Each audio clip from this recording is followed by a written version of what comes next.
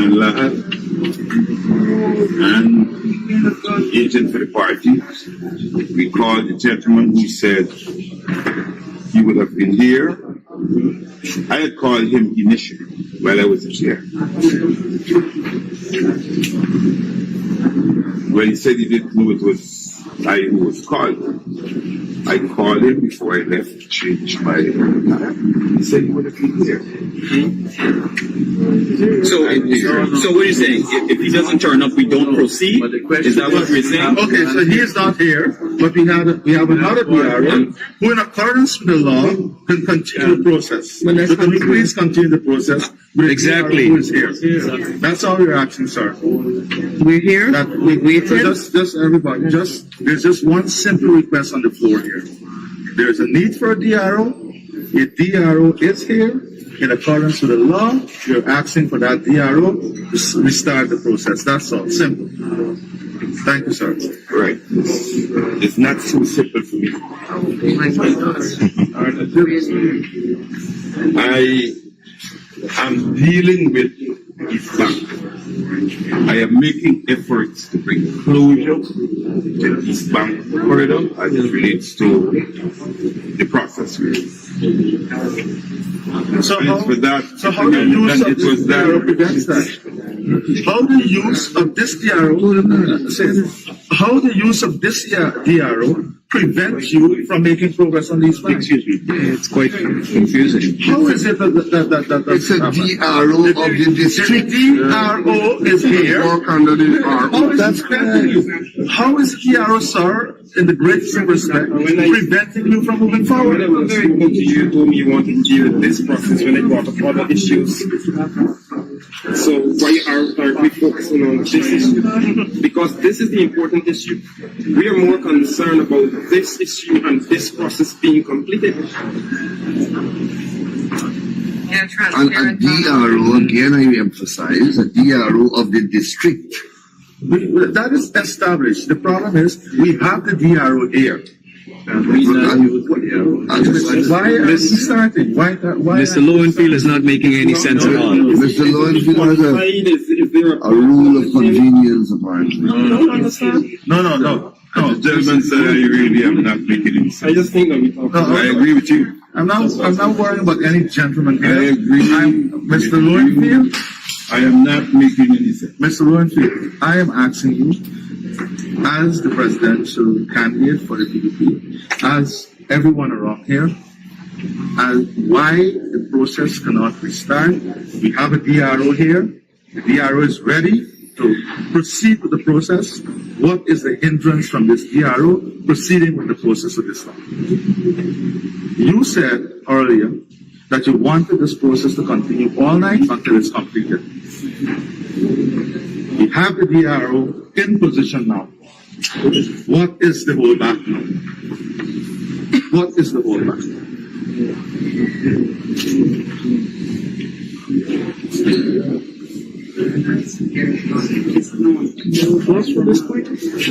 I'm saying to you that as CEO, it is my desire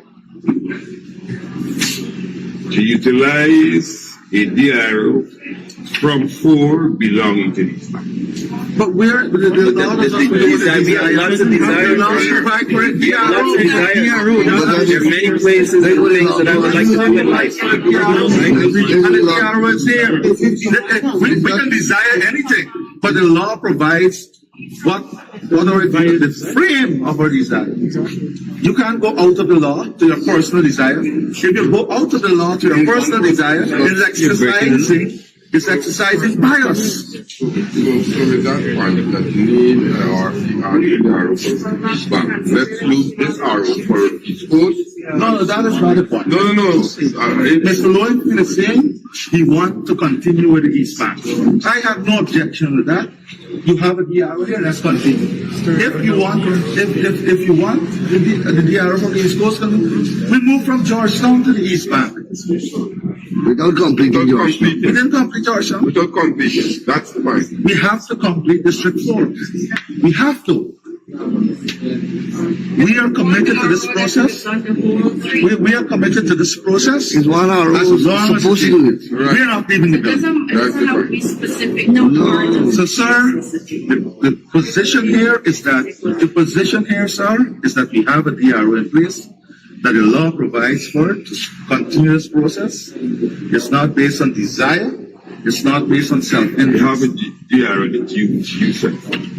That what? That A what? DRO that we set for, you have a This DRO, is sir. You have a DRO. Everybody has a DRO. With all the DROs. You have a DRO. Are you disavowing that he's a GCOM staff? That is a GCOM staff? Mr. CEO, could I raise? Don't do that to me. You know the other guy I called, who is he? What you really doing to me, man? Don't worry about Mr. it. CEO, could I, sir, just raise a point? Listen. That if the young ladies had stayed on, they would have done East Coast and East Bank, and they weren't specific to a Can region. I please stick to the question? We have a DRO in place, please. The only issue there is that we have a DRO, we need a DRO is in place, there is no humbug, let us continue the process. It is not based on desire, it is based on the law, and that is what we are asking. Just do your job. For you let's to do it. continue Just do your doing your job. job in accordance with the law, Just do your and job. let us have a DRO in place and continue this process. Yeah, Mr. Lowen. Please. Just do your job. Let's get these That is what I results. came here to do, you know. But let's go. Let's proceed. Listen to me, man. Let's When proceed. you're telling me, take Tom, David, Jane, you go because they're there. You're not allowing him. That's what the law says. Capable to. You employ Tom, David, and if the DRO is Qualified and empowered by the law. they are employed by GCOM. Pete, I don't see what's the resistance. We deal with the law. What's the resistance about? I asked when I left here. No. Let's get this right. You asked when you left here, you spoke to a guy from East Bank, and you said the guy from East Coast should come also. That was the final understanding that you left the place with. Listen to me, context. I said the East Coast. By in the morning, I said to both of you, we should be in the East Coast and we will pledge the services. That's my point. Mr. CEO, could I There's one question here. And we use this. It's not can. The law provides, Mr. Commissioner, for us to use any DRO. I'm asking what is the impediment you see to using this person who's here now, Mr. CEO? What is the impediment? There's not. I'm waiting for an answer. Don't take long. No, you're leaving without that. You're leaving without taking it. What's this? This need to cooperate. This is high-handed.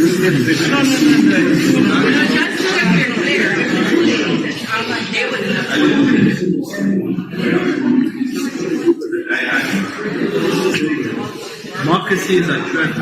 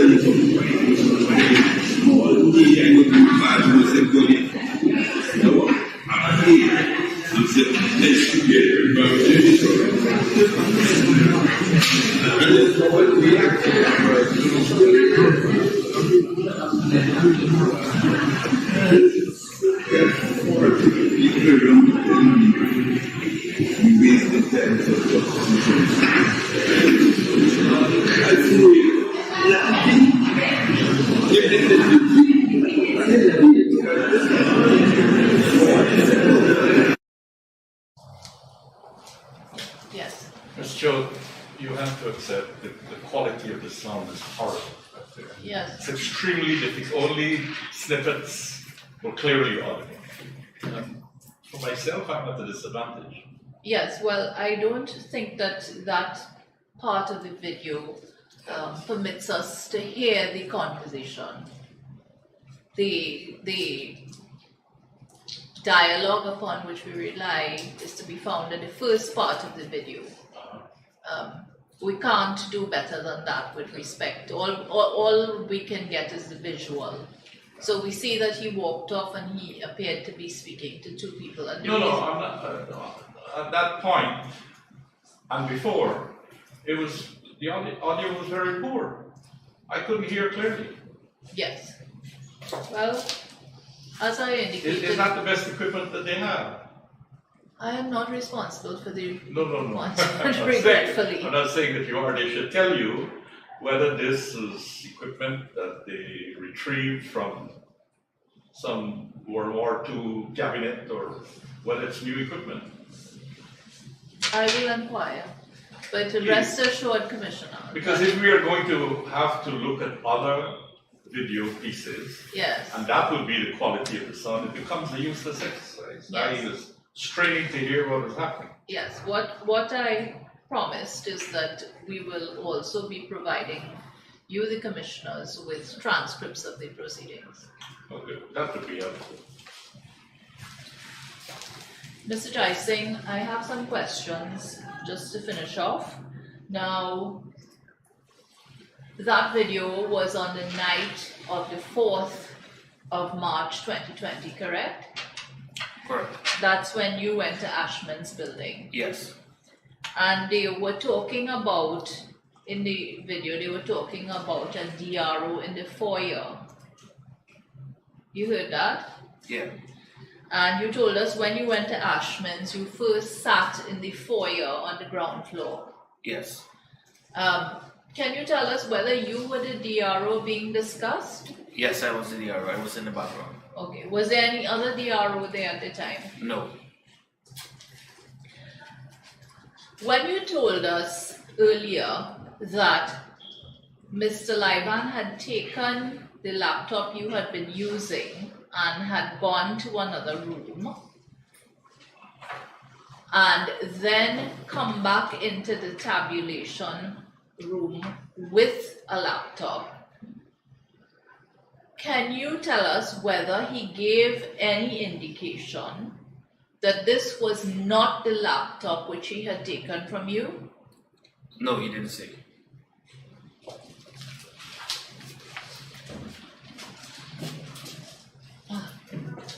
I'm asking that the video be admitted and marked as PJ56 and it will be placed on CE1, which contains all the audio-visual material. These are my questions for this witness. No, sorry. Mr. Jai Singh, you told us that you were involved in the 2020 elections. Yes. And that you worked in previous elections at the national level. Yes. Would you say that you were fairly familiar with voting procedures? That is, a voter arrives, what happens from the time the voter enters the polling station to the time the voter exits. You are familiar with that process? Yes. So, for my own benefit at least, and I'm sure it will be useful to my brethren, can you take us through step by step? I don't want a lengthy explanation. What's the first step when the voter comes in? Okay, they will go to individually called an information clerk. The information clerk will check and ensure that they're entitled to vote here. They'll check for their name. So the voter first goes to an information clerk. Yes, and the clerk will direct them to which polling station to go. Don't rush it. The voter goes to an information clerk. Yes, You told us that the information clerk checks the eligibility of the person to vote. not the eligible. Check the list to ensure that they're on the list there to vote. So the clerk just checks for a name. Yes, the ID number and name. So how would the clerk know the person's ID number? They will normally walk with it. There's The a clerk list. walks with a number? There's a list, the OLE.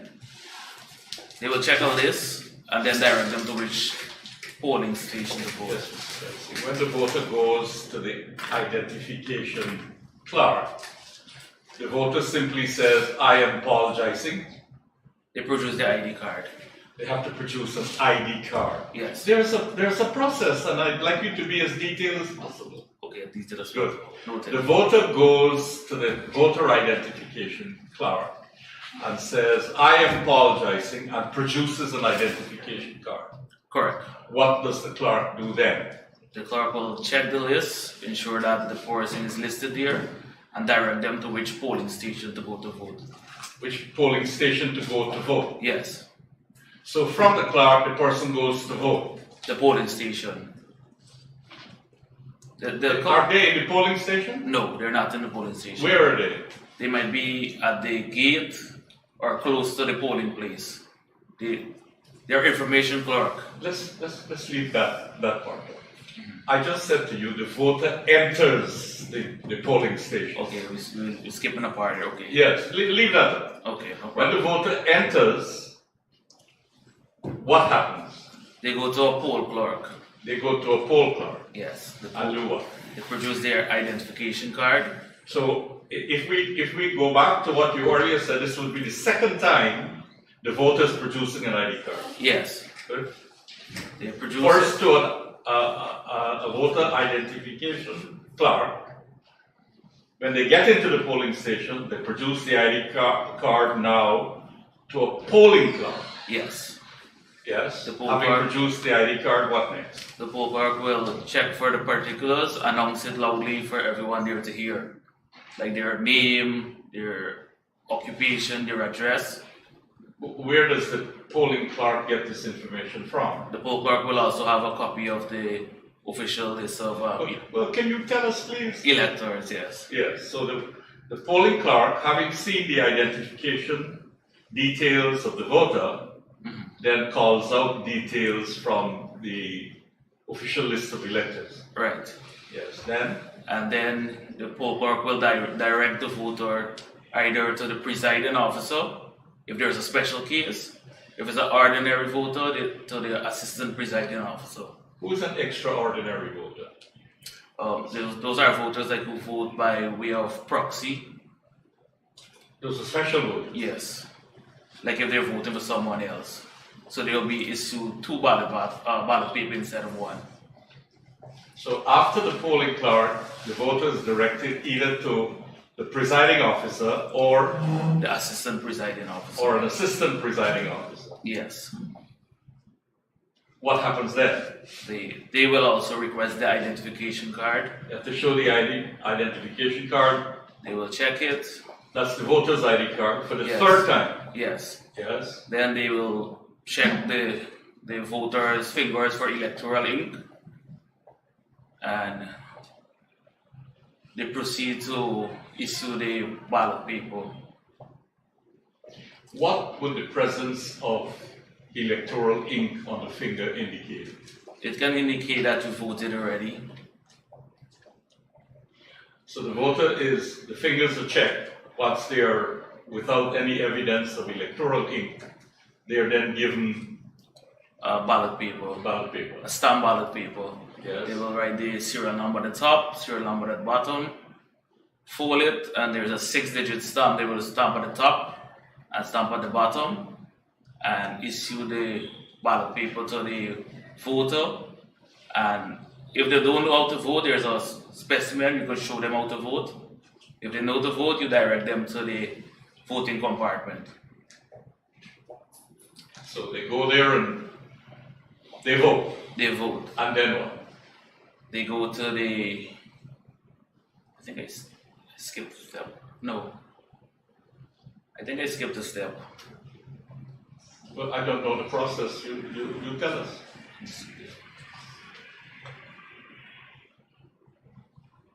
No, we're going correct. They Thank you. When they finish voting, they go to the ballot clerk. Now the ballot clerk will allow them to enter the ballot paper into the ballot box. But before they do so, they have to immerse their right index finger in electoral ink. So they do it simultaneously. The right finger goes in, and the ballot paper goes in the ballot box. And then the ballot clerk directs them how to leave the polling station. Exit the station. Now, I want to take you back to the video we just looked at. You said when the representations were made that there is a DRO from the East Coast, you were that person they were speaking about. Yes. I gather from that video that seeming political party representatives were urging the person in the purple shirt, shaving head, or bald, one or two. I know more of the latter. Who would that person have been? I think that is one of the parties. I'm not sure which party. The man in the purple polo shirt was one. Yeah, I think so. I'm not sure if he's a Can we party. play the video again, please? He's a party agent or.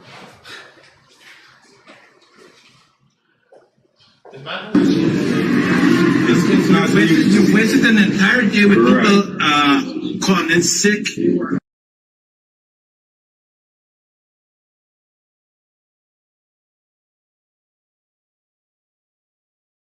Color purple, don't you? Yeah. That's the CEO. Yeah. You know his name? Mr. Keith Lowenfield. Mr. Keith Lowenfield. So I gather from the video images that we've been seeing and the limited audio that party representatives were saying to him, let's continue the tabulation process. Correct. And let's use a DRO. That was because the RO was not present? The RO was not present, nor the staff that took over from him.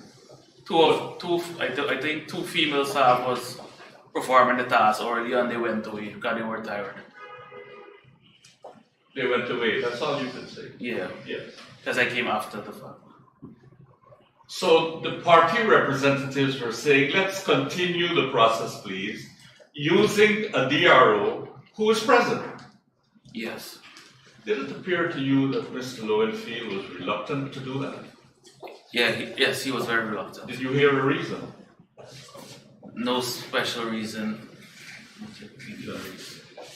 Well, tell me, did you hear an unspecial reason? I don't know what's the reason why he. You didn't hear him give any reason. But you were there. Yeah.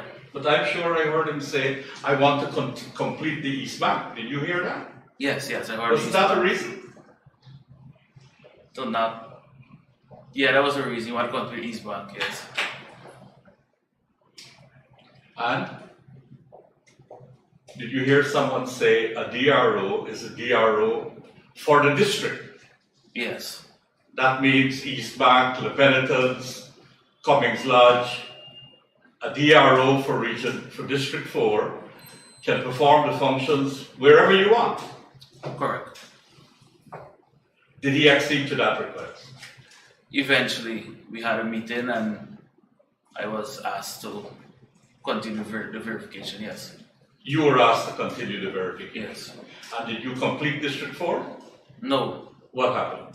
That's when Mr. Livan complained of being tired, and that's when the process abruptly ended. You were asked to assist with the process? Yeah, assist with the process. Myself and Mr. Livan. You need to be careful with language. Yes.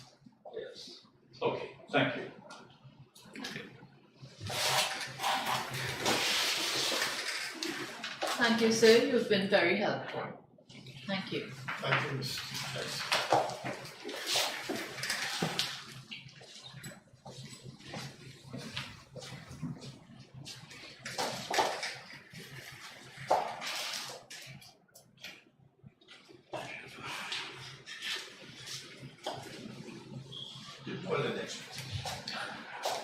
Our next witness is Captain Gerald Govaya.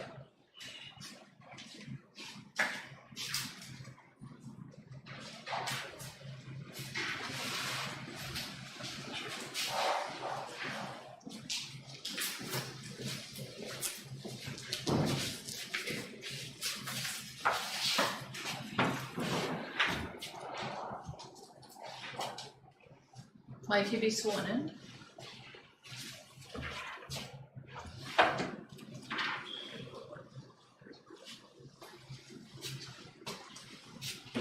Mr. Jerry Govaya, do you solemnly swear to tell the truth, the whole truth, and nothing but the truth, so help you God? I do. Good afternoon, sir. Will you state your name? My name is Gerald Govaya. And Mr. Govaya, did you give a statement in this matter? I did. And did you sign and initial it? I did. And if you see that again, will you be able to identify it? Yes. I'm asking that the document be shown to him.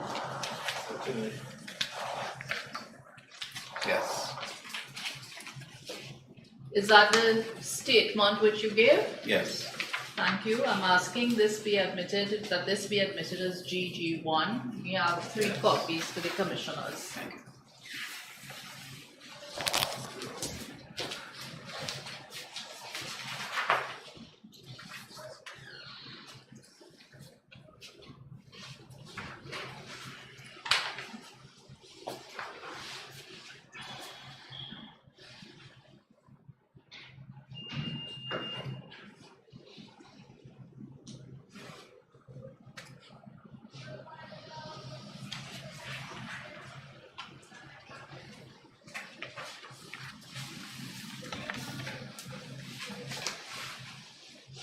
So would you state your full name?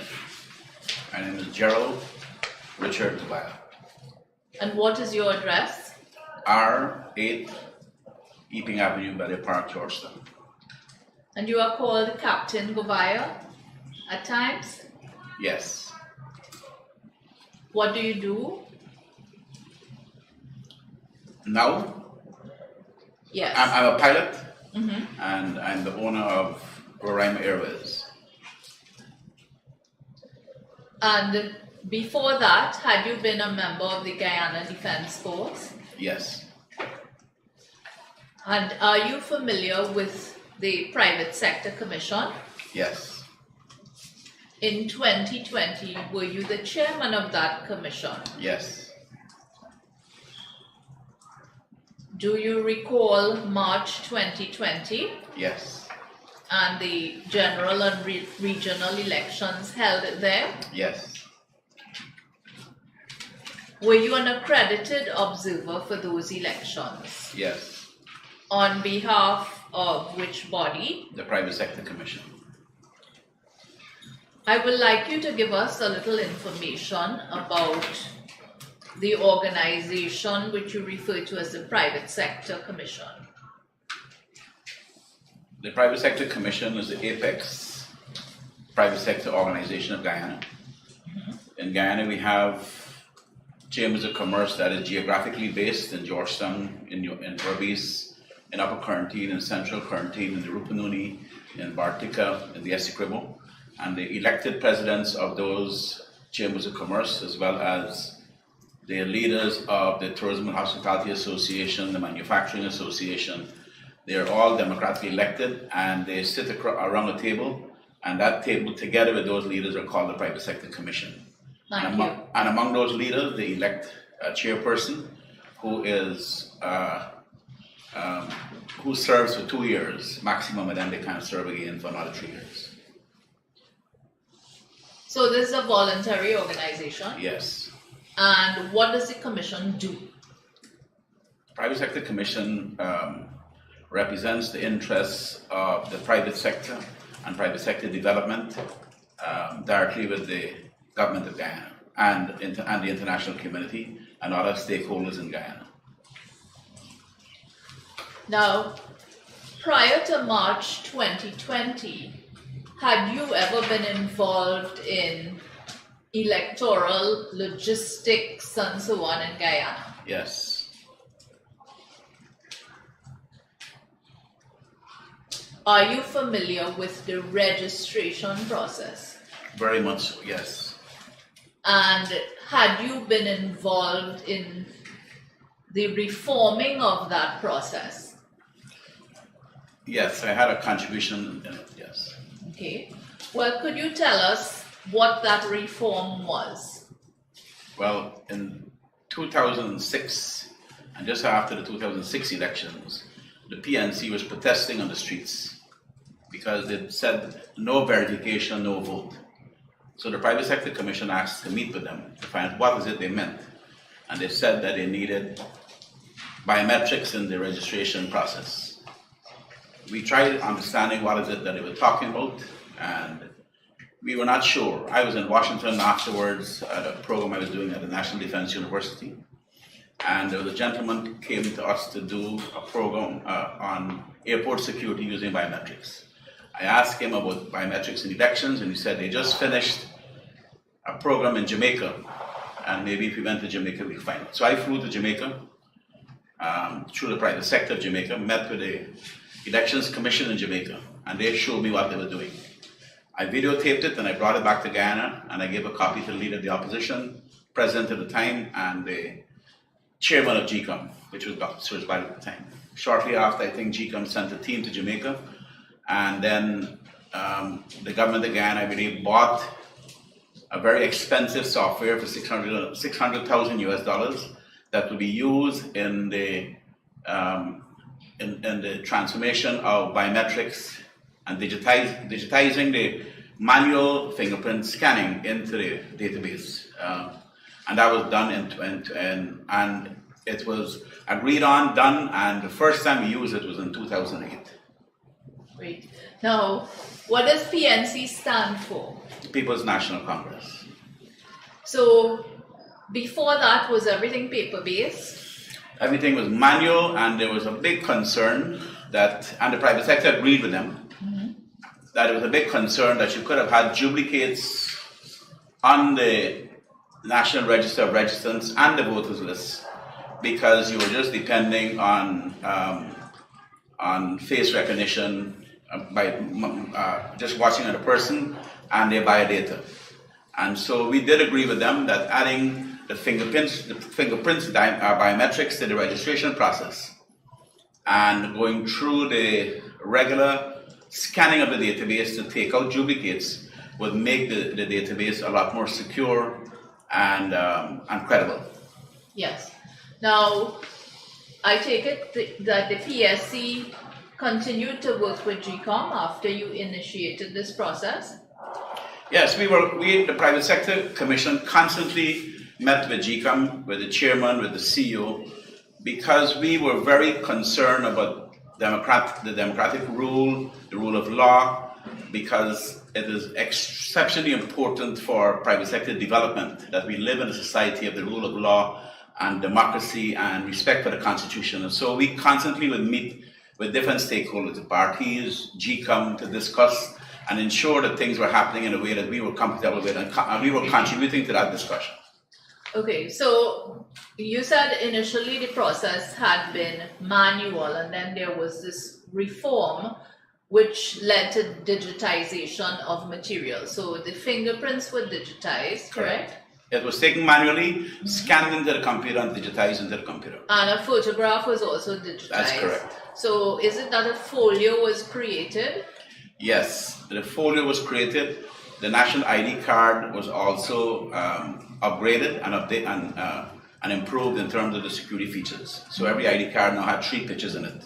The big one, and another one, small one in front, and the back of it had another one as well. And they also agreed at that time to introduce the continuous cycles of registration, and they were registering 14-year-olds in the schools, and then the database, when they become 18, would kick them over to the voters roll. And so we were very, very pleased with the new system, the new data, the new ID cards, the fingerprints, and the new system to register. Sure. People. And the folio, apart from having the digital material, would it also have biodata on it. It will have your photograph and all your biodata, that's correct. I see. And as far as you know, is this folio used by GCOM presiding officer during the course of elections? As far as I know, when the 5 GCOM staff, the presiding officer, and the parties in the room all have a folio with your name and your photograph in it. So when you enter the room, everybody has to agree that you are the person standing in front of them. And they do that by your photograph, and if there's any doubt, then they would ask you questions that you would have to answer that match the biodata that they have in front of them. Now, sir, I would take it that after all these years, you have witnessed the outcomes of many elections in Guyana.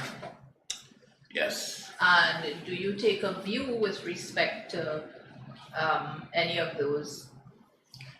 Well, I take it very personal because as a GDF officer, back in the 70s and 80s, the Army was involved in election logistics.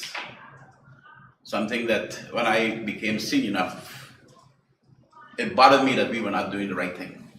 We were involved in a process that was interfering with the democratic process of Guyana.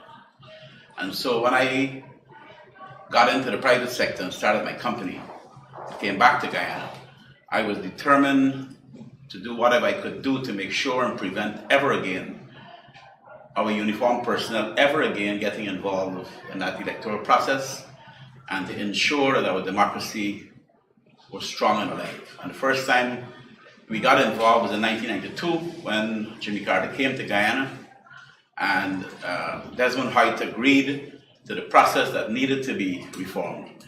And when that was done in 1992, I actually felt very comfortable with the electoral process that started in 1992, where we were now counting the votes at the place of poll. And before that, we used to vote and then collect the ballot boxes and transport them 100 miles away to some central place to count it. And along that process is where we had a lot of questionable things that was happening. So the new process was something I was very comfortable with. I take it at some point you left the Army. Yes. Now, do you know Mr. Keith Lowenfield? Yes. And how did you come to know him? We both were in the Army together and we were in training programs together. Now, while you were chairman of the PSC, Mr. Lowenfield was CEO of GCOM, Yes. correct? Yes. And prior to the March 2020 elections, did you have any interaction with him? Yes, constantly. We were constantly in touch with each other. And why was this? Well, because first of all, he was not always a CEO. He was, I think, the deputy, and he worked in GCOM. And so I would always work with him because of the pilot, the geography of Guyana is something that I am very familiar with. So I was able to give a lot of advice sometimes and guidance in the logistics of moving things around Guyana and personnel and so on. So I always worked with them on that. And then the Private Sector Commission have always applied for and was granted observer status. So constantly we dealt with the management of GCOM, which included Lowenfield, and we always had a very, very good relationship. Now, do you recall the 2nd of March 2020? That's the day of elections. Yes. On that day, what did you do? The ABC ambassadors, which I have been doing for many elections, while the international observers were deployed at polling stations, the ambassadors wanted to particularly do a spot check around the country. So I would normally fly them around. I would take off from Ogle in the morning. We flew to Region 2 at the Escribo. We visited about 4 or 5 polling stations. They were able to observe what was happening.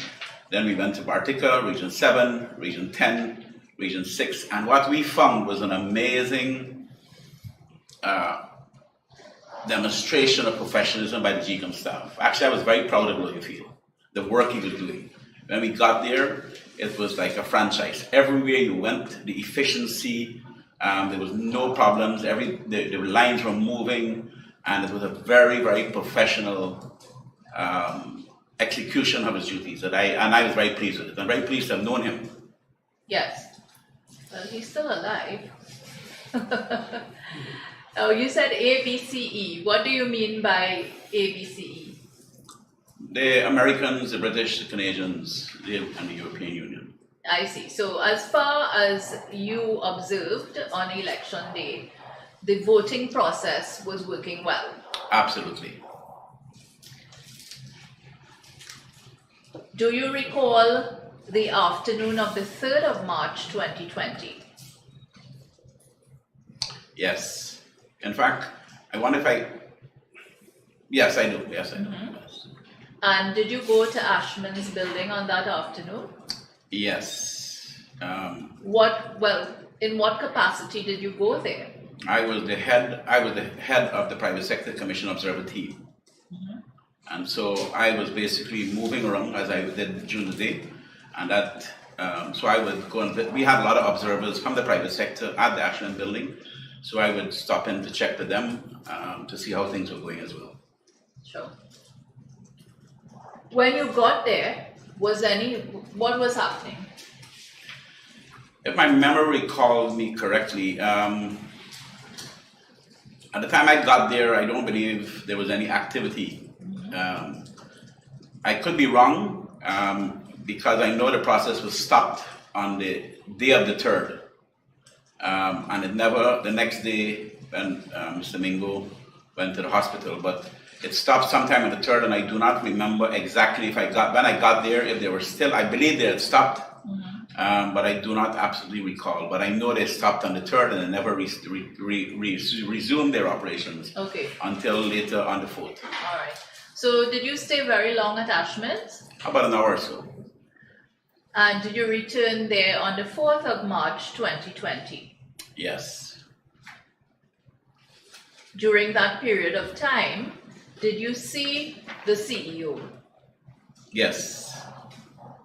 And were you familiar with the deputy CEO, Ms. Myers? Yes. Did you see her on the 4th at Ashman's? Yes. And what was happening at that point? Can you recall? Yes, by the time I got there on the 4th, there was a lot of concern that after Mr. Mingo apparently had gotten ill and they had evacuated him from the building in a stretcher. And later that morning, some female staff of GCOM appeared to continue the tabulation process. But this time they were not doing what Mingo started to do, because when Mingo started the process on the morning of the 3rd, he was doing it correctly. And the people in the room were satisfied with what was happening from the morning of the 3rd. I think it's 2 o'clock in the morning. And he was doing it statement to poll by statement to poll. And they went into the 3rd. And when he stopped, and then next day he went into the hospital, the staff that came to continue the process changed the procedure that he was using. When they came into the room, they had this spreadsheet, which they call a broadsheet.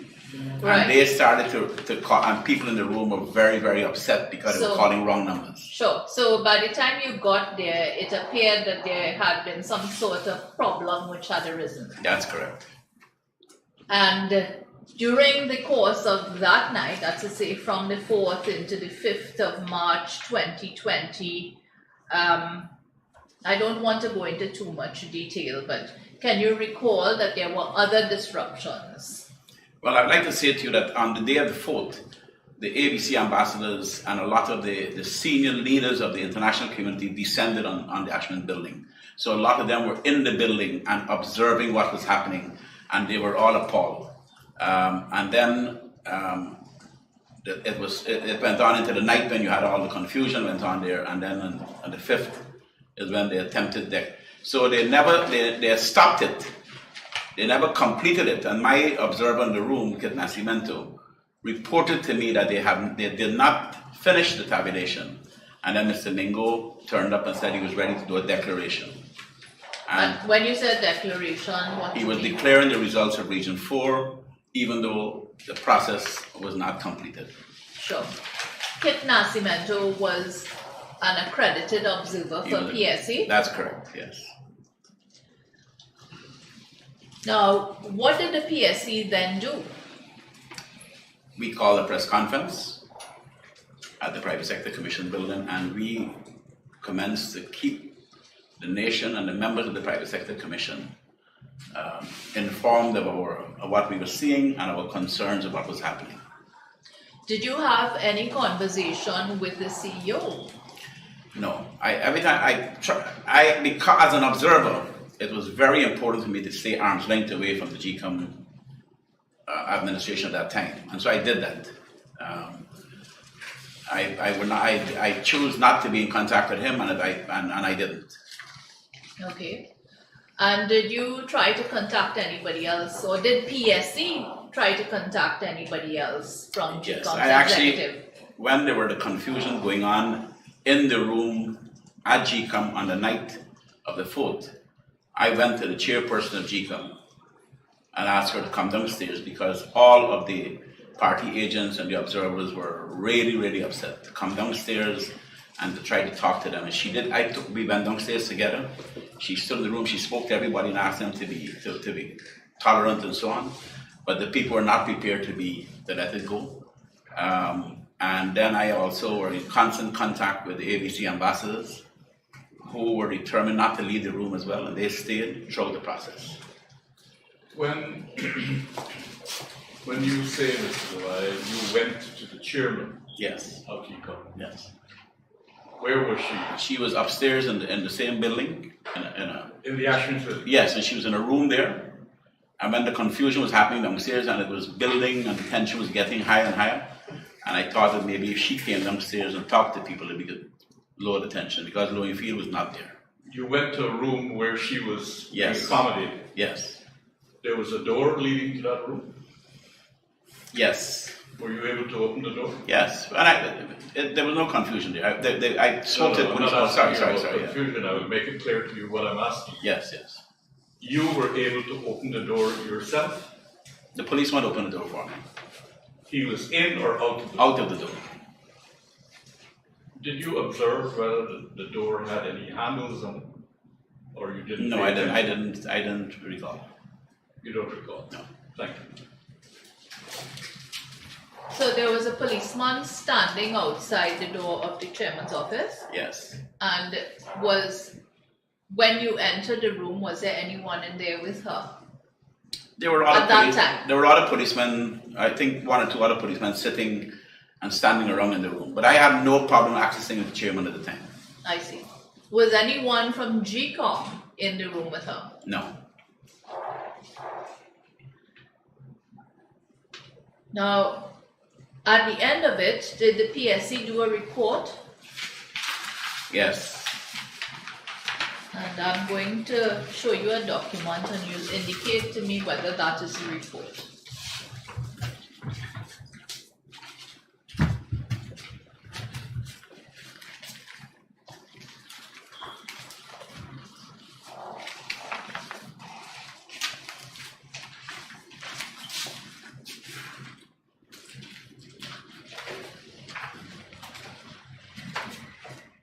Yes. I'm asking that this be admitted as GG2. And 3 copies have been provided for the commissioners. That's a correct document.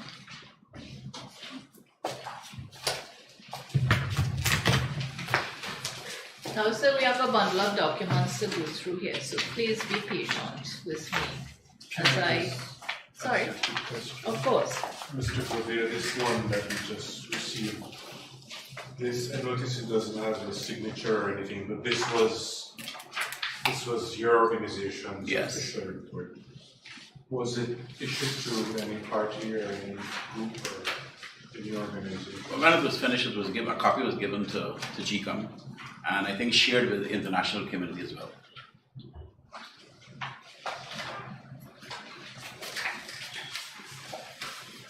Now, you said you were appointed as an accredited observer. Did you have to put in an application? Yes, the private sector normally write the chairperson of GCOM requesting to be accredited, and then they would then write back with the authorization, with the approval, and then we'd have to send them the list of names of people, and then they will send back a blanket approval for the names that we submit to them. Sure. And did you get a letter from GCOM to PSC giving approval? I would have to say yes, but I do not particularly recall the letter itself. But I do. We were all accredited and issued ID cards, so I would have to say yes. Sure. But are you familiar with the name Kim Beck? No. Okay. Well, then I won't ask you if you can identify this document. Just ask Mr. I think you have input into the document. But I didn't write it myself. Oh. Yeah. Well, yes. The person that wrote it would have been consulting with all of us in the room. Yes.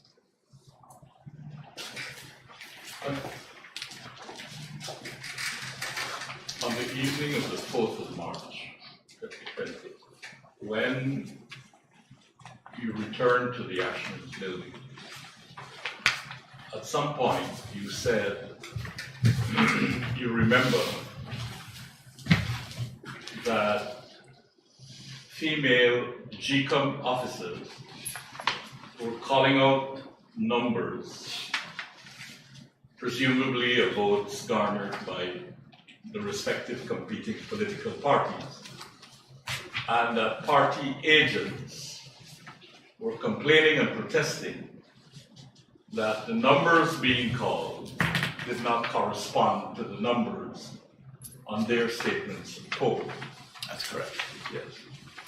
As an accredited observer for a reputable organization, the Private Sector Commission, did you endeavor to do any verification of this complaint? Yes, because we had copies of the statements of poll as well. Yes. And we did not interfere in the process. Observers do not interfere in the process. We observe and then we do what we do. We write the report afterwards.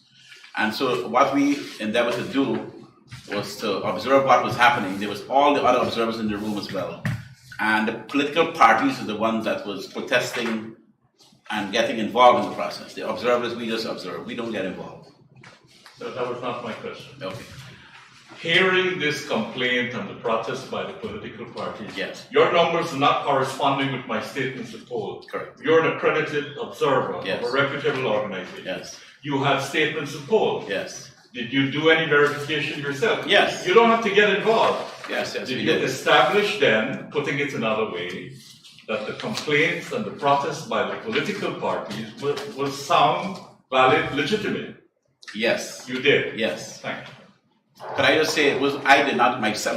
There were private sector observers in the room. Kit Nascimento, for example, who had, and he was reporting to us because I did not have it myself, and he was reporting to myself as the head and chairman of the Private Sector Commission that he was verifying what was happening as real. So you did not verify? Not myself, no. So you could not answer yes just now. That would have been wrong. Because my question was directed to your involvement. You did not verify. Right. So what you said just now was not correct.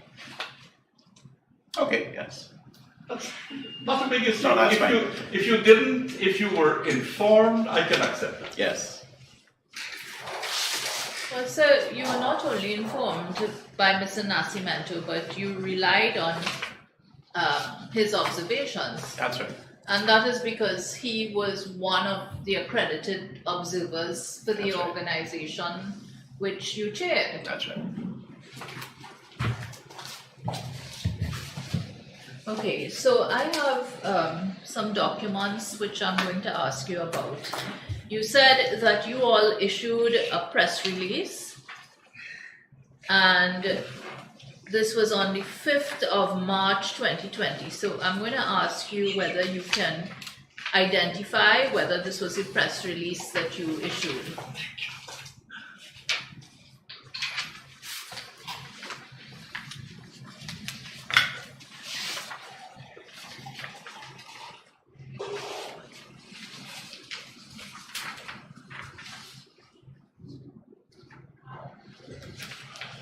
Yes, this is the press release that was. Thank you. Might this be admitted as yes? 3 copies.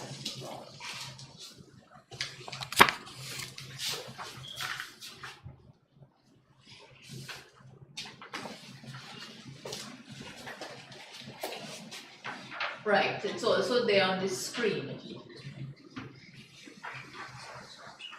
And just to indicate what you all were complaining, you said the Private Sector Commission is appalled at the blatant and deliberate attempts by GCOM to destroy our democracy by derailing the tabulation process of the 2020 election results and attempts to subvert the will of the people.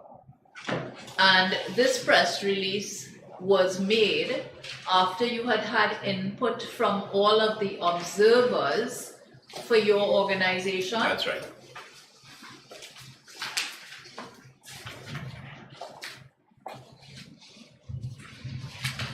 Now, you also told us that the ABCE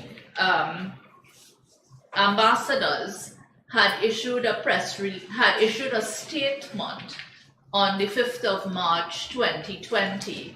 You told us that? Yes. And these were the same persons who you had taken around the country to observe the voting process on the 2nd. Correct. So you had known them. Yes. And if you see a copy of that statement which they issued, will you be able to identify it? Yes.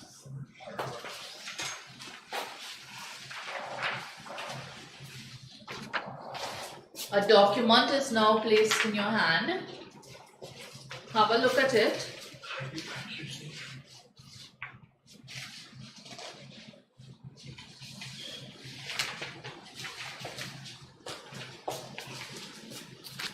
Yes.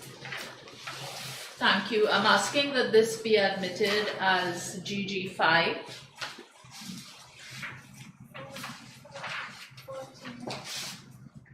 GG4, I'm sorry.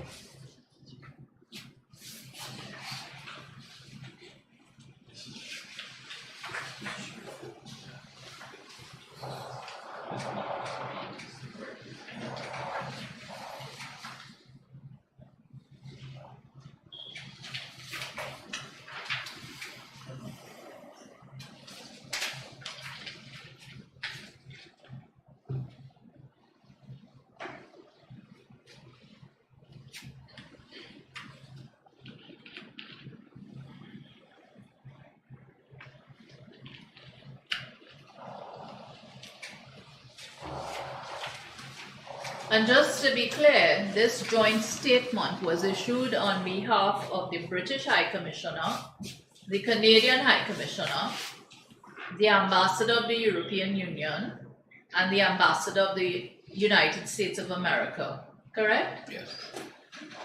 And essentially what they said in this statement is that they had questioned the credibility of the region 4 results published by GCOM today. That's right.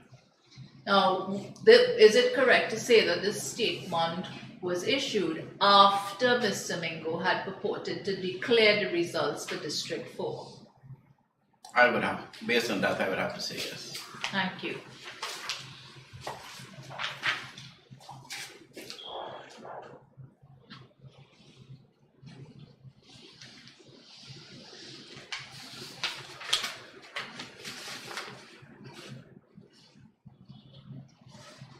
Okay, and let me see. The EU Election Observation Mission had also issued its own statement on that day. Not so? Yes. If you see that, will you be able to identify it? Yes.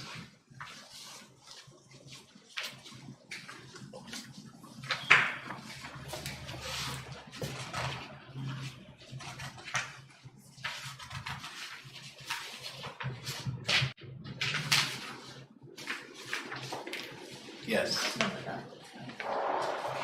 Might this be admitted as GG5?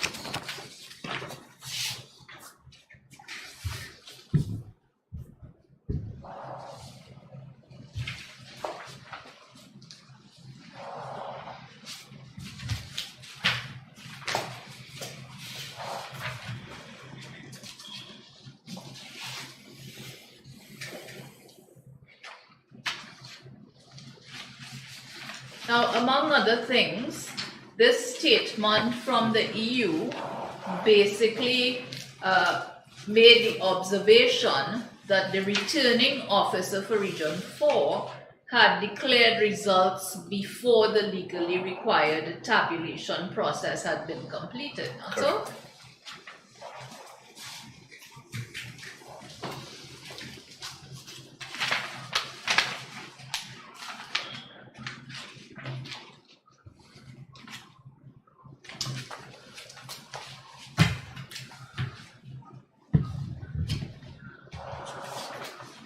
On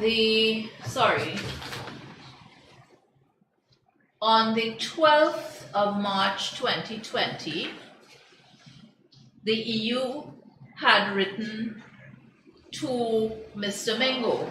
Are you aware of that? Did you get a copy of that? The private sector would have gotten a copy of it, I believe. Okay. Now, if you can't recognize a document, simply say. Let me have a look at it. If I maybe Sure. I will tell you. No problem. It's not the best print, but we'll make do with what we have. You recognize that? I recognize the document, but I'm sorry, my eyes is. I couldn't read it. Sorry about it. Okay, no problem. Yes, it's not a clear copy at all. And your commission, the Private Sector Commission, issued another press release on the 18th of March 2020. Not so? Yes. I take it if you see that one, you'll be able to identify it. Yes.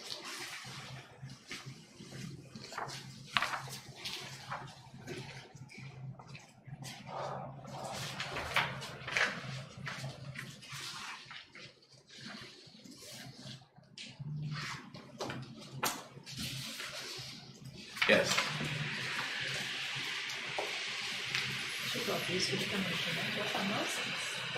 Might this be marked GG6?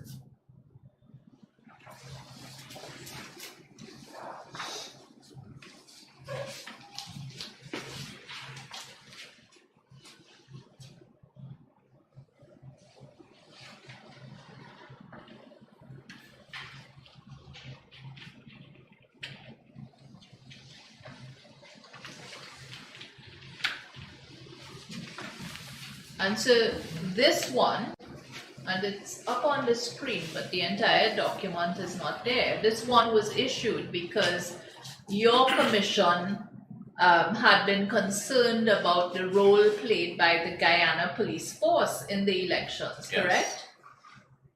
And you issued a statement saying that in the view of your commission, that the Guyana police force seemed to have been acting under direct political direction.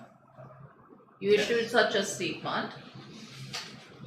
And you also said members of the commission and your observers had witnessed the deliberate and forceful intervention of heavily armed police in preventing the oversight of the statements of polls at GCOM by physically removing accredited political party representatives, accredited observers, including private sector observers, and the members of the media. Correct. Your statement was a very strong one.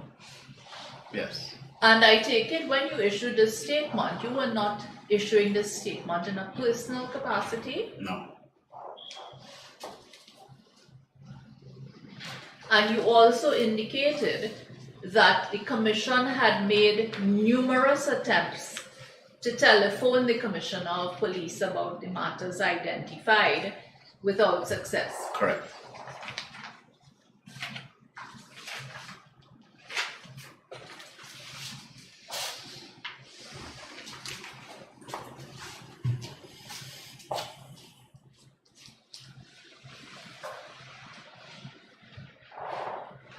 You had also written to GCOM. Yes? You had written to GCOM on several occasions after the March 2nd general elections. And on the 26th of March 2020, did you get a reply? I will have to see the correspondence. Sure, of course. Good print.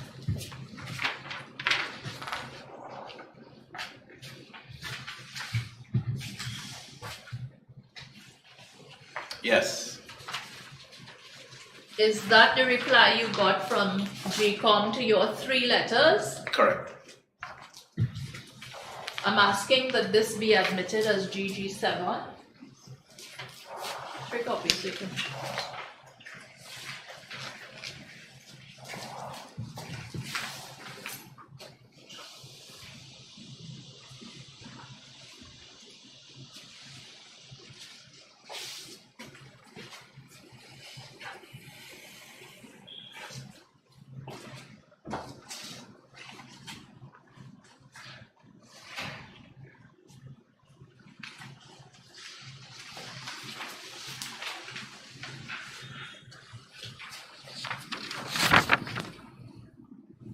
You subsequently wrote to the chairman again on April 23rd, 2020, not so?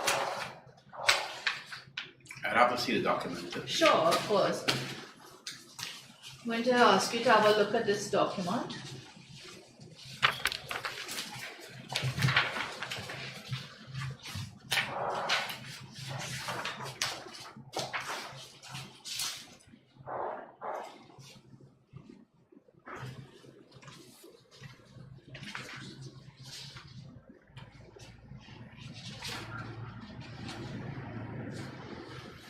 Yes.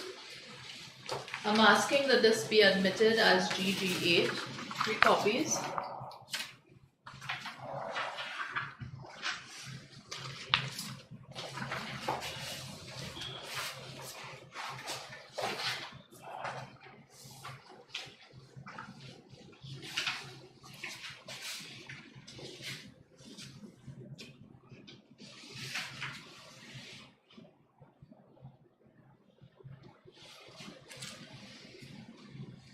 And in this letter, the PSC was expressing what it described as its concern about the fraud that was perpetrated by the senior staff of GCOM during the Region 4 tabulation process. Correct? Correct. And as importantly was the fact that 53 days had passed since the elections had been held, and your commission was concerned about that. Absolutely, yes.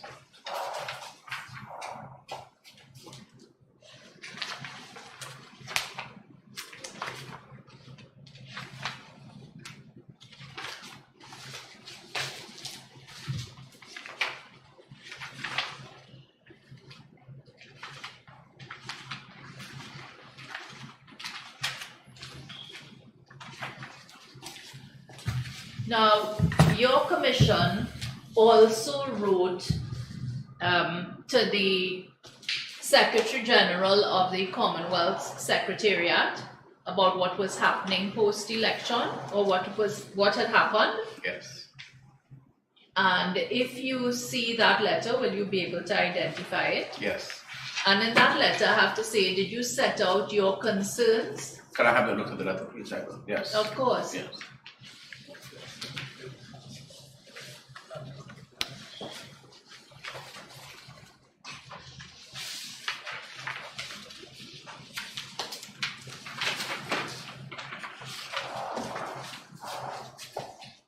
Yes.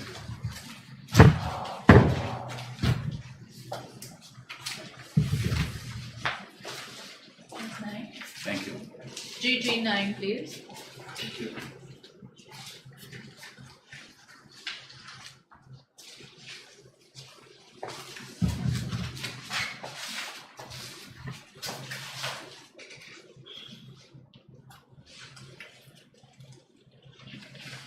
And is it correct to say that your commission also wrote to the president of the European Union Commission?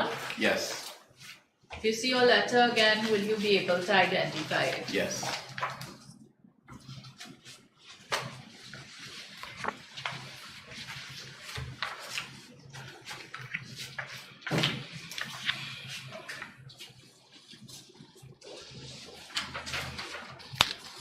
Yes.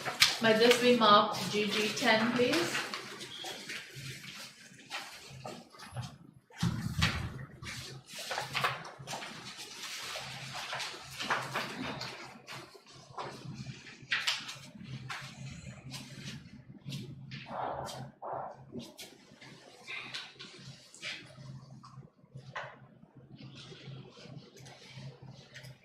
You also wrote on the 27th of March to the Inter-American Commission on Human Rights. If you see your letter, you'll be able to identify it. Yes.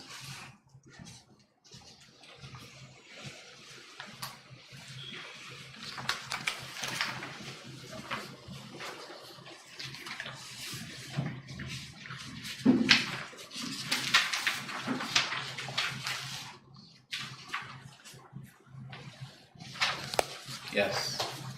GG11.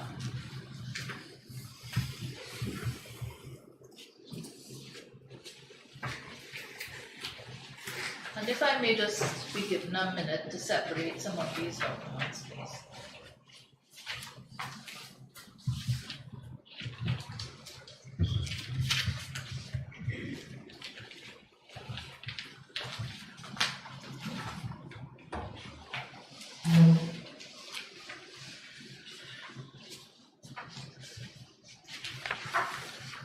Okay.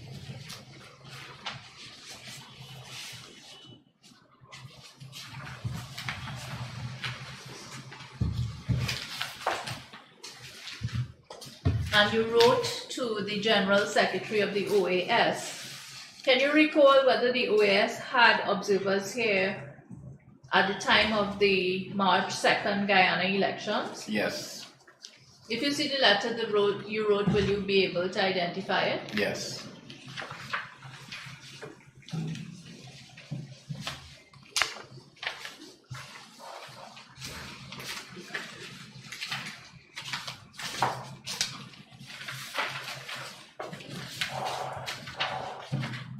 Yes.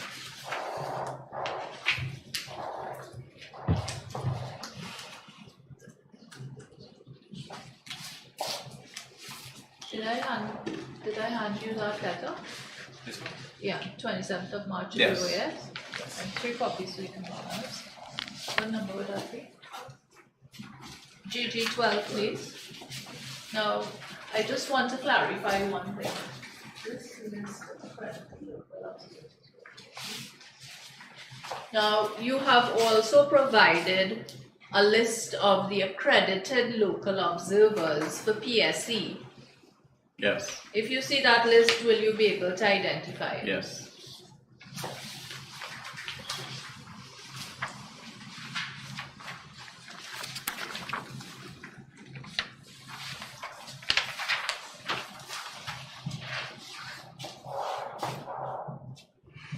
Yes. Might that be admitted as GG13? Now, so your organization had several dozen accredited observers around the country, correct? Yes. And when you speak from the witness box and when you prepared your report, you had input from all of those people. That's correct.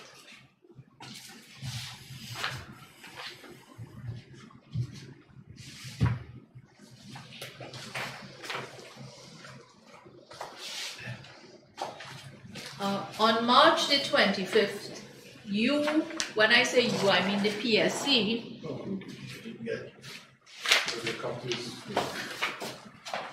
I'm washed down in paper, I beg your pardon. The last thing was... 13. Right, here we are, they are right here.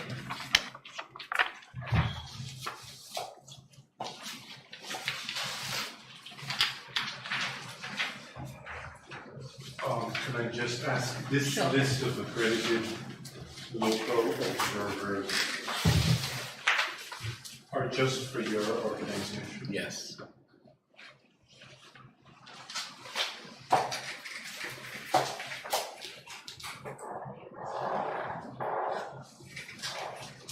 On the 25th of March, PSC again wrote to the chairman of GCOM I will have to see the letter. Okay, sure.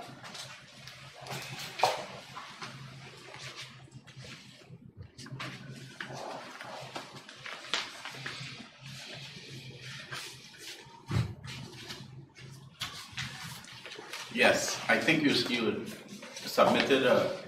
the reply to this response. letter. Yes, Yes, we did write the this letter. response, yes.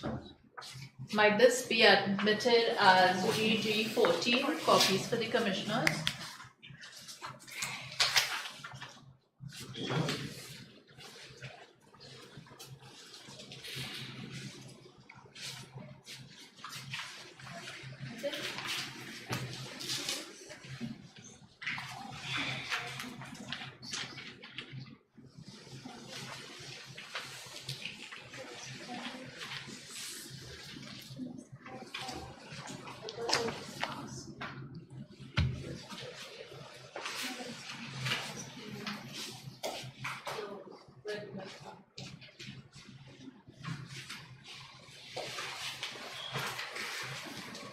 Okay, so I want you to have a look at that list again. What number was it?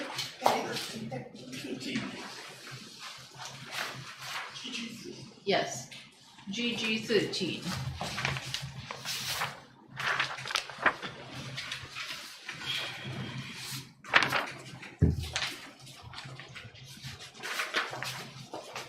Now, this list has several dozen names on it, not so? Yes. And I am seeing the names Tenny, Tusty, Pauline Chase. Yes. They are Guyana Bar Association Yes. observers, not so? Yes, but they all came under the under the umbrella of the Private Sector Commission. I see.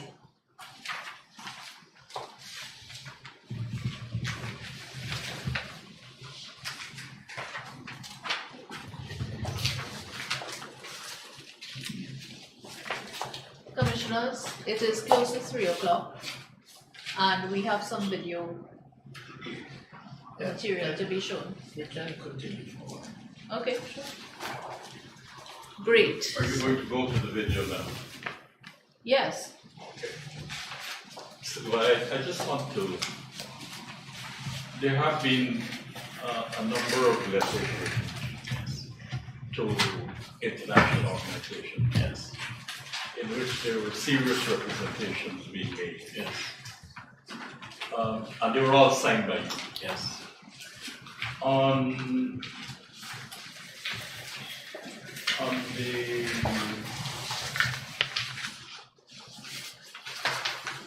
23rd of April, you sent a letter to the chairperson of GCOM. Yes. And your opening lines, would you like to see it? Yes. Okay. GG8, please.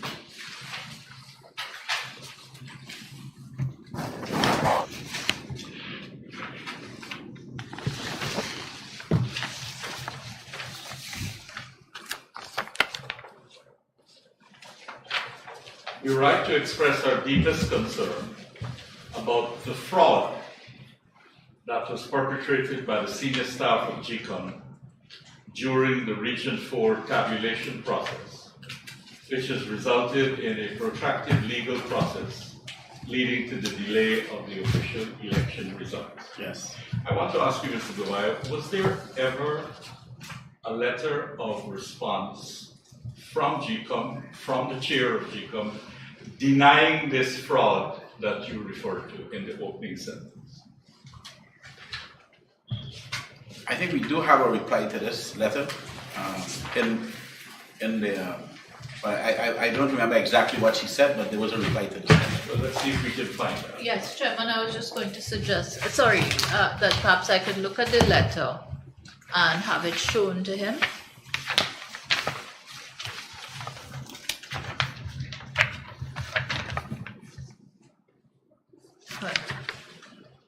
Is that I think we asked for the SOPs? I think we did ask for copies of the GCOM SOPs. No, that's not the We have reply. one letter This is, from GCOM dated March 26th. yes, I'm looking to And see refers what, to two letters from you dated March 20th and March 25th. Okay. This letter is dated April 23rd. Okay. So my question is, did you ever receive from GCOM and or the chairperson of GCOM a letter denying this fraud that you referred to here? We had constant communication. I can't remember. I don't remember. I don't recall if we had a reply from her at this time. You can't remember? No. Okay. I want to take you to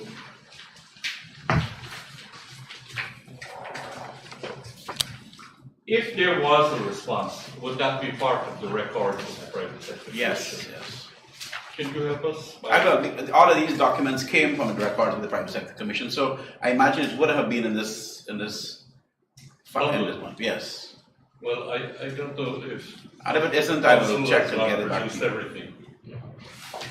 I know it's a lot of paper that I have here, so I was quickly rifling through to see if I had Omitted a letter. Yes, no, But maybe you I don't Well, have it. a check can be made because tomorrow. Sure. Yes, I do have one other document which I had now realized that I forgot to put in. Can Mr. Gavaya be shown the press release which is dated March 5th? March 5th, press release. Private sector. GG4.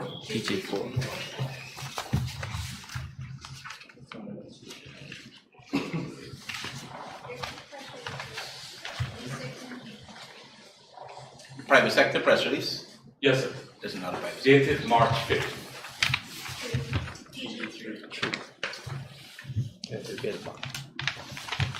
GG4, I believe it was. This one. The two. Yes, So I it's have. a statement. I'm referring to the second paragraph, Mr. Devine. It is clear to all that the chairman of GCOM is allowing, without objection, the attempts to perpetuate election fraud under her watch. Yes. Were you the author of this press release? I was the chairman of the Private Sector Commission, and yes, I did not. When a press release is done by the Private Sector Commission, it is drafted and then it is circulated by all before it is issued. And so there are people who draft this based on the agreement of everybody in the room. So you would have agreed to this? Yes, absolutely. Okay. Was there ever a denial from the chair of GCOM or GCOM of this very categorical statement? No. No denial. Third paragraph. The tabulation process has certainly raised doubts about the integrity of the GCOM chair, the chief elections officer, and some of their staffers. Was there any disputation, any denial of what was set out there by the Private Sector Commission? No. No. Thank you, sir. Chairman, Commissioners, may I, with your leave, I forgot one of the documents out. Now, sir, you spoke about having written to the OAS as one of the organizations who you were trying to, get involved in the whole process. Now, did you see or have you produced a copy of a statement issued by the OAS Observation Mission dated 12th March 2020? Can I hold it? Sure.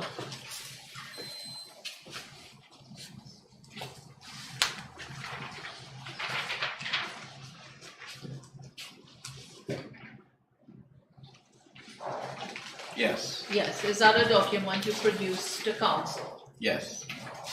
I'm asking that this be admitted as GG15.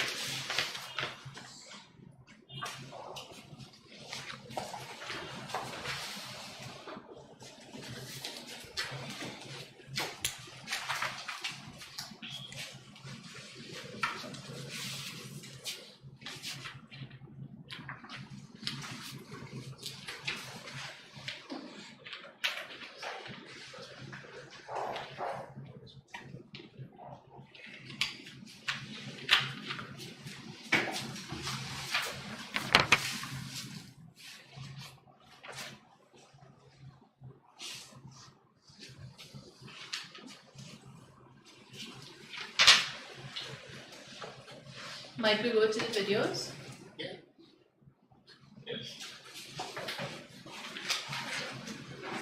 So, I want to start with. But first of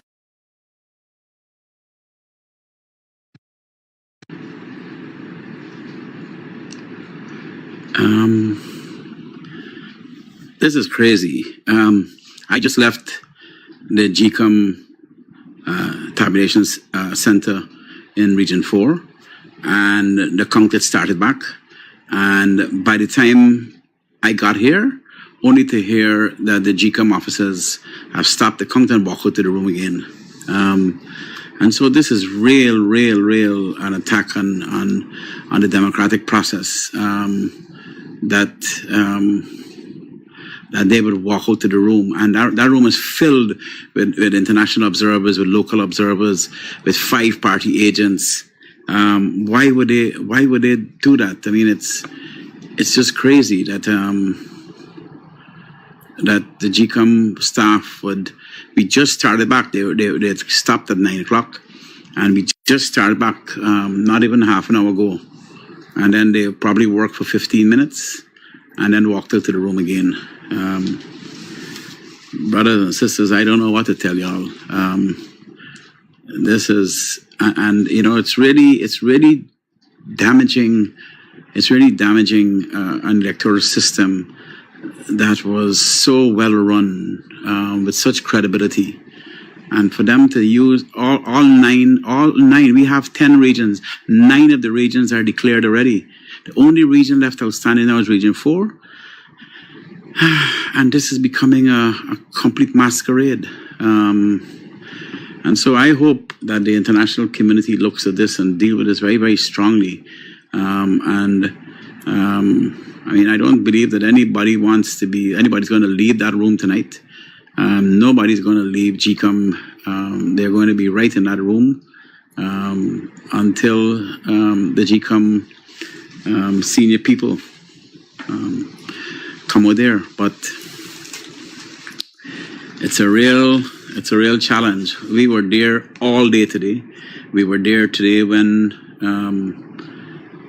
much to our horror, the GCOM staff started calling numbers from a spreadsheet that was not connected to the statements of poll, and the numbers coming off the spreadsheet had no relevance to the statements of poll. And then eventually we had to raise an alarm and had it stopped. They had an emergency meeting of the GCOM commissioners and the chairperson, and they agreed to stop the process, and they agreed to return the process to where it should be, where the statements of poll was going to be read, and that was going to be put into the spreadsheet with all the party agents there witnessing it. And that process started. And Lowenfield came and he made a commitment to everybody that process was going to go throughout the night until it's finished. And then within an hour of it starting, they stopped it. And then we waited again another 3 hours. And now they stopped it again. They walked out of the room. So I'm not sure. I am really baffled as to why would GCOM staff completely smear the repetition of these elections. These elections today were praised by every single international observer up to the time of the counting of the poll in the polling station. When it moved to the next level, which was to come to the returning officer, all the regions declared. Now just one region needs to be declared, and this nonsense has happened again. So I just wanted, because I know that a few minutes ago I did say that they started, and by the time I turned off my phone and came here, only to hear that they stopped it again. So I'll monitor it, and hopefully we'll keep everybody updated. But it's a terrible, terrible thing that is happening in Guyana. It's a real attack on our democracy. And I don't know how anybody in their right mind in 2020 could do this to a country like Guyana that is on the verge of such enormous prosperity, a prosperity that will benefit every single man, woman, and child in this country. You know. And I made the point, the U.S. ambassador made it very clear, that the U.S. stands ready to work with a democratically elected government of Guyana. So any government that is elected by a fraudulent system, electoral system, is not a democratic government. And the international community will come down like a ton of bricks. We have never had an army of foreign observers like we have. We have the European Union, the Commonwealth Secretariat, the OAS, CARICOM, the Carter Center, all the local observers. I mean, this has been a most highly scrutinized elections because of what is happening to Guyana. And why would they? And they really did a good job. I mean, with everything that we went through, GCOM did a really, really good job in getting these elections. Only now, for this to happen, it is mind-boggling that they would do this to themselves. Anyway, guys, sorry about that. I'll talk to you later if anything else develops. Thank you. Right. So this this recording was made on the night of the 4th. Yeah. Yes. And that is you setting out. Sorry, night of the 5th, and that is you setting out PSC's observations up till that point in time, correct? I'm asking for this to be admitted as GG16. Next video, please.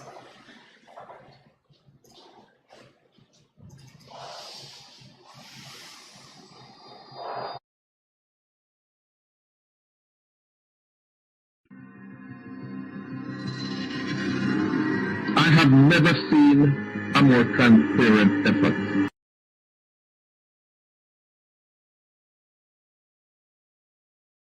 His name? Mr. Boland, the former Prime Minister of Jamaica. And had he was the former Prime Minister of Jamaica, and he was the head of the OAS observer team. Yes. So had he been in Guyana as an observer? Yes. An international observer? Yes. Can you recall which group he represented? The OAS. The OAS, thank you. Will you continue?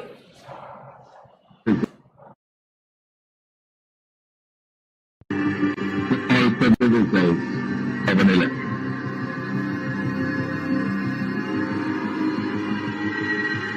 And this is being illustrated now as the recount proceeds.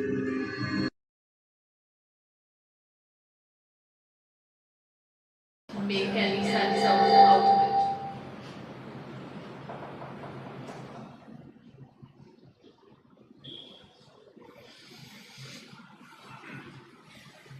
it. If we can't do better, let's move on to another video.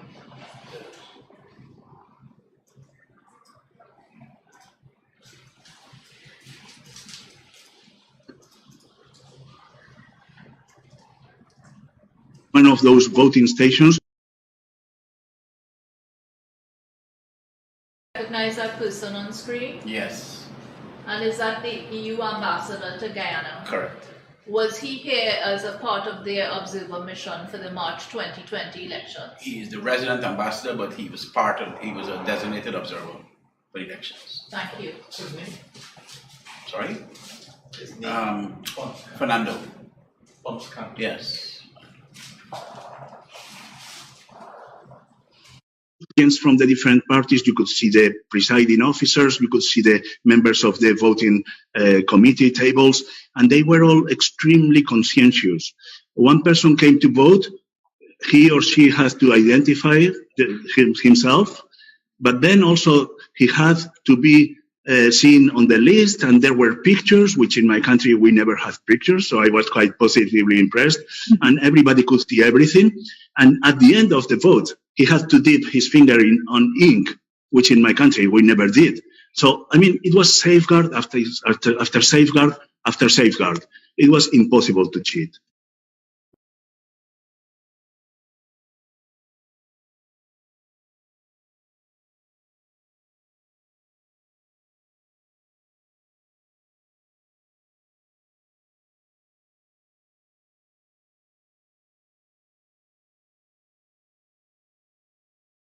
PSC?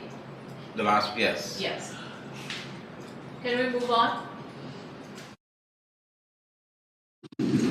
and 4109, Annual 3, Acting Plus AFC 133, CG 2, LJP 3, PTPC 206, PRP 3, PCI 2, TNM 0, URP 0, 352. 4110, and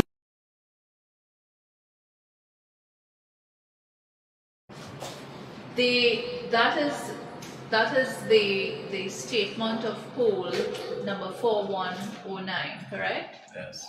And the numbers called were different from the numbers that we were shown on the sheet. That's correct. The audio which we got was different from what we were shown on the sheet. Now the voice of the person calling, is that a GCOM worker calling? Yes. Yes. I'm asking that be admitted as GG18. Do you know the name of that person? No, sir.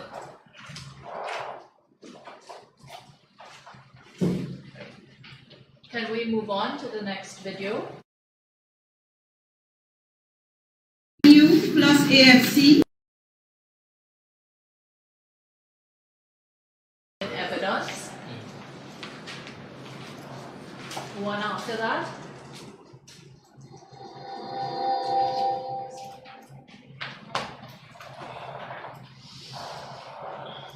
Which was being led by returning officer Claremont Mingo. We said it very clearly. This tabulation process for Region 4 was not credible. It was not reflecting the will of the people. It had clearly followed a process which was not the right process. I saw it personally. I was there. I was in the tabulation center. But again, it doesn't really matter that I saw it personally. What really matters is that all our observer missions saw it. So this goes back to what I just told you before. It is a mistake to underestimate the intelligence of people and of the people of Guyana as well, because I'm tempted to say that we all. That's as far as we can get apparently. So might that be admitted as GG19? So these are our exhibits, and this is the evidence of Captain Bubai.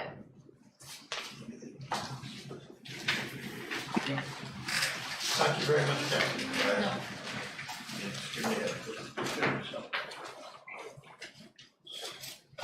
Yeah, you're Yes. Thank you very much. Thank you very much, Captain. Thank you. Happy birthday. Thank you very much. Where are we now? Where are we? Well, we don't have another witness. So we now take the adjournment until 9 o'clock tomorrow. Right.